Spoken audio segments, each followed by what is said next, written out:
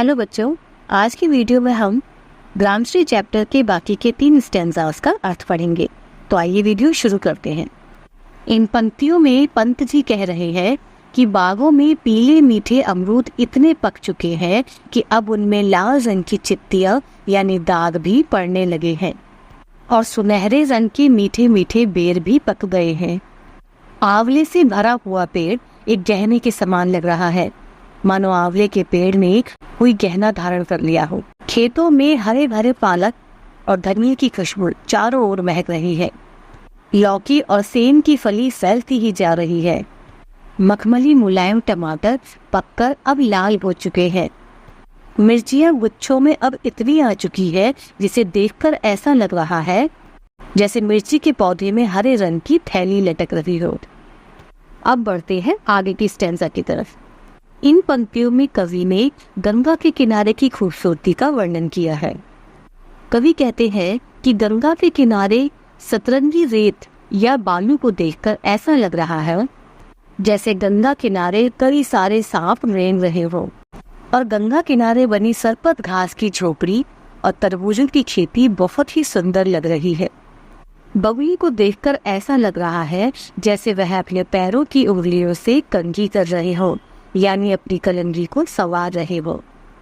पानी में तैरते सारस पक्षी और नदी किनारे सोते हुए मगरौटी पक्षी को देखकर ये नज़ारा बहुत ही सुंदर लग रहा है। अब हम अपना 7वां और आखिरी स्टैंजा पढ़ेंगे। इन पंक्तियों में कवि हल्के हल्के ठंड भरे वातावरण की बात कर रहे हैं जो कि वसंत ऋतु में होती है, जब न ज्यादा सर्दी और न ज्यादा गर्मी का मौसम होता है। कवि सुबह के मौसम की बात करते हुए कह रहे हैं कि ठंड से भरी हुई सुबह की हल्की हल्की धूप में मुस्कुराती हुई हरियाली आलस करती हुई सुख की और चैन की नींद सो रही है। रात के भीगे अंधेरे में ठंड के मौसम में रात को बहुत ही ओस पड़ती है, तो उस वजह से सुबह के समय सब भीगा हुआ दिखाई देता है।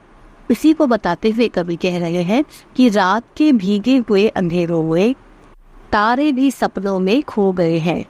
यानी कवि को ऐसा लग रहा है कि इन ठंडी रातों में पूरा संसार जहां सो रहा है वही ऐसा लग रहा है जैसे तारे भी सपनों में खो गए हैं।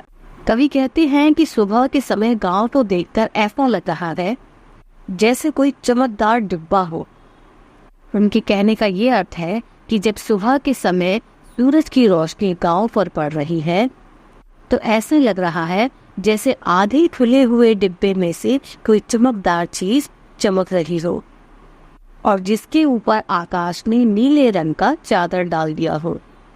इस शांत ठंडे भरे मौसम की कोई तुलना नहीं की जा सकती। ये मौसम ऐसा है कि अपनी शोभा से हर किसी का मन मोह लेता है। तो देखा आपने, कवि ने गांव की सुंदरता का कितना अलौकिक वर्णन किया है। उम्मीद करती हूँ आपको समझ आया होगा। तो मिलेंगे ऐसे ही नेक्स्ट वीडियो में, तब तक के लिए ओके बाय।